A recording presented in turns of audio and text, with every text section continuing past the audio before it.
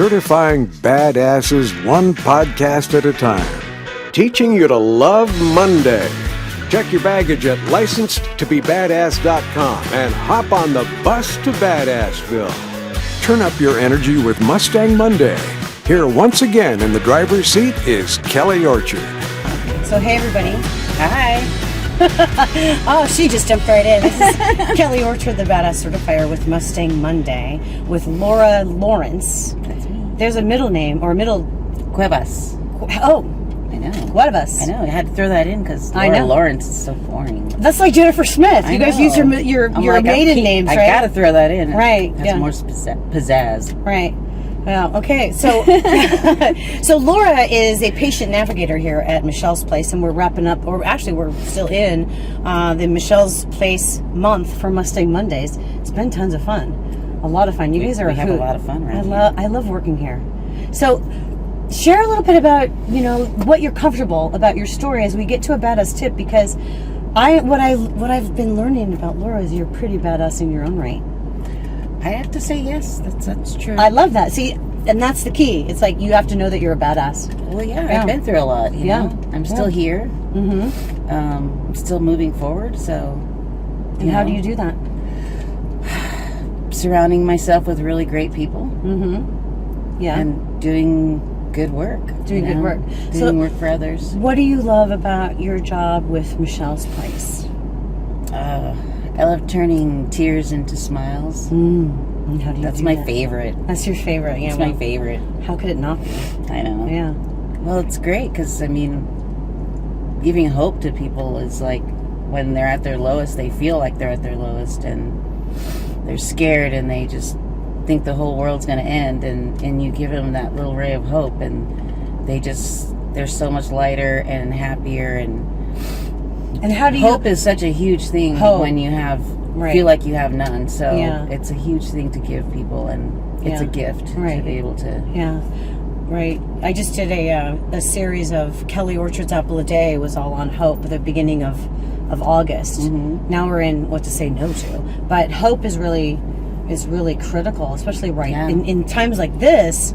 But it's even more complicated when somebody who's just been diagnosed with cancer comes to see you. You're the first line of who they see when they've been basically referred to or learn about Michelle's Place. Sometimes they come from the doctor. Right from the doctor. Yeah. And it's like, oh my gosh. They have no idea. You don't even know answers, you don't even know anything, Right. So yeah. Well, I remember that diagnosis when I ended up in the hospital, and this is 15 years ago, and I had no idea what even questions to ask at all. No. And that's why when I found Michelle's Place, obviously years later, and what you guys do here, I was like, gosh, I wish I would have had something like this when I was diagnosed with my health issue. And you found your way here how many years ago? 14. Yeah, you've been with Michelle's Place. years. Well, as a patient, huh? From being a patient, I started out, I was diagnosed in 2007. Started the end of that year because it was November, so December I was there. And I haven't left. They can't get rid of me. Yeah. Yeah. Pretty much. So tell me about your transition then, if you don't mind. Which one? Good answer. Good answer. You pick. But I was referring to, from your diagnosis to becoming an employee of, but you have such an incredible story. I don't want to dictate what you talk about. Okay. Well, I started volunteering the minute I was done with treatment. Mm-hmm. And then I just went full force. It was just such a good feeling to be able to share the love and share the word about Michelle's Place. I used to do a lot of community work. And so just being their voice for a while, and then coming in and actually helping people. It took me a while to actually get to that point. I was more getting out in the public. Mm-hmm. Sharing your story. Sharing my story. And about how how it helped you get through your journey. Exactly. And because it was still so fresh and new, it's not like a historical thing, the way back when. This just happened to me, and I just finished my treatment, and now I'm volunteering. Yes. Right. So that was, and then it took a while for me to actually be involved with clients, which I'm glad, because I wasn't ready, Right.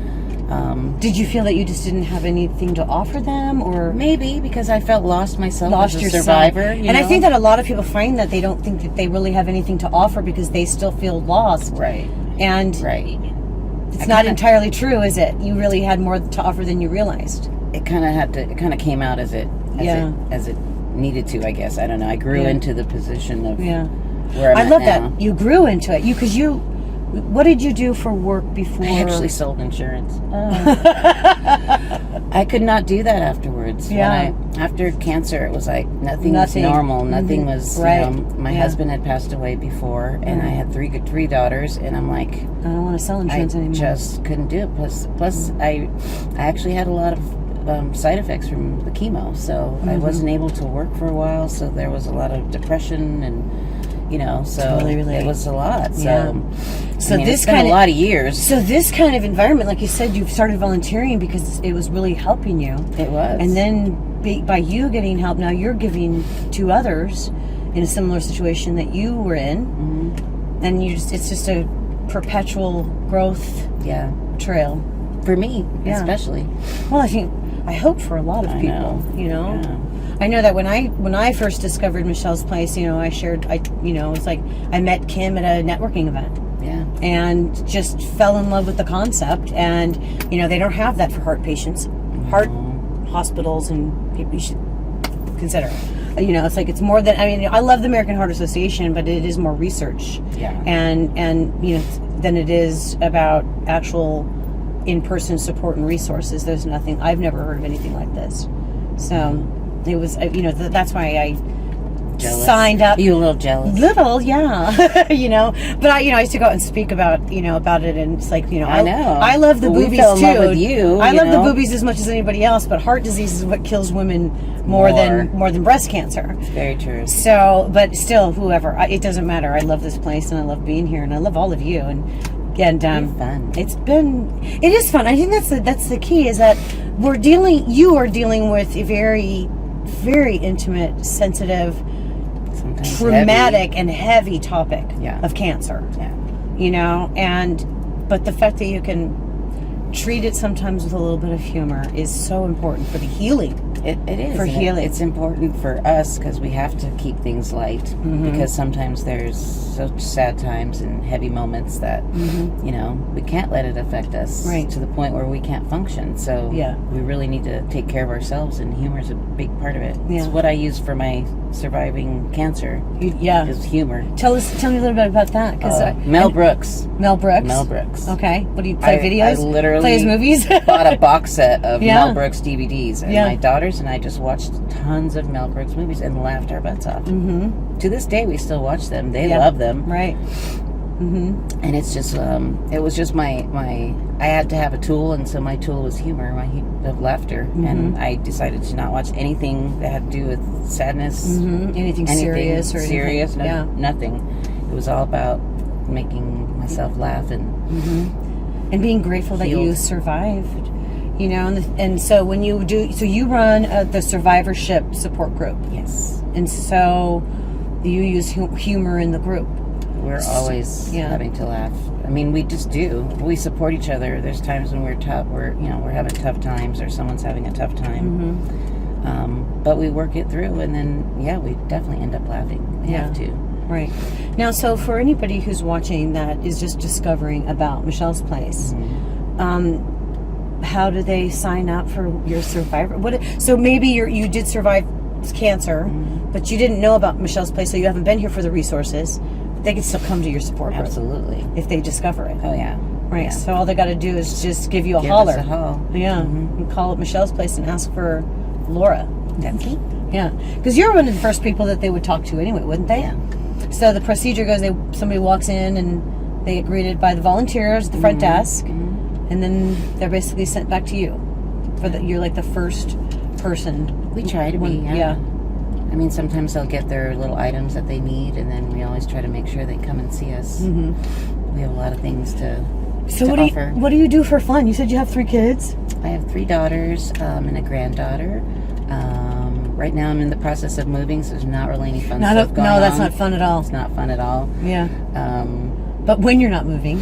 When I'm not moving, I'm usually hanging out with my family, Yeah. seeing my daddy, my mama, and just talking about babies. We've got so many new babies in my family right now. We just had 2 new ones and another one in September coming Yeah. up.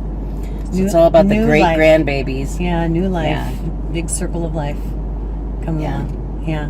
So. Well, thank you so much. So a badass tip. Let's talk about a badass tip. I was going to say, thank you. We're done. You know, so what is it, one of the best advices that you, or, you know, pieces of advice that you give, let's just say someone who's just been diagnosed with a crisis, what is the one thing that you say they leave here happy? What is it that you do? Just, you know what? You have no tip. I don't, because Yeah. it always depends on the situation. I'm thinking clinically. No, that's clinically, but not clinically. You know, it's I know. It's really about being positive and knowing that positive attitude, knowing that you really are you're stronger than you think. You're stronger than you think. I like that. You're stronger than you think. There's more that most people can handle, that they just need to do it, and they can do it. Mm-hmm. They can do it, and you're living proof. I'm there to help them. Yeah, so. you're living proof that you can do it. Yeah, and now you're here to help to demonstrate that you could do it. Yeah, Whatever it is. I've had a long few years of dealing with A lot. the side effects, the long-term side effects, the emotional side effects, everything. Mm-hmm. So yeah, I'm still here. Yeah. So I'm Well, happy. rock on, sister. Thank you. We're gonna get I you do certified rock on. badass pretty soon. I know. I know. We do. All right. So Kelly Orchard, badass certifier, and Laura Lawrence, almost certified One of us, badass. Lawrence. One of us, Lawrence. And we are reminding you, repeat with me, or say this with me. All right. To be bold, be brave, be confident, be badass. If you enjoy these interviews, you can watch videos of Mustang Monday on Kelly's YouTube channel, too. Grab your Badass Habits ebook. Get started on your badass journey. Go to licensedtobebadass.com.